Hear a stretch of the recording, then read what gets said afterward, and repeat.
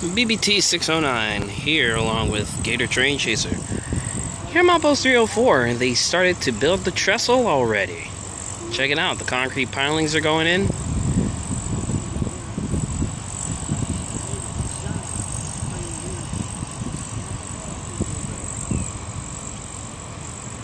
This is a sign that all aboard Florida is happening, people.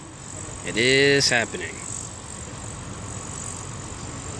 Cranes dropping in the concrete pilings as they drill them in. I don't know if they are building them on top of steel posts.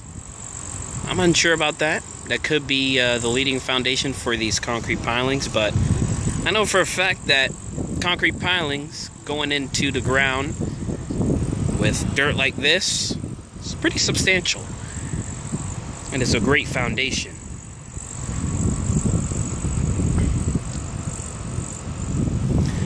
Got the big behind cranes. Big behind crane. Look at that.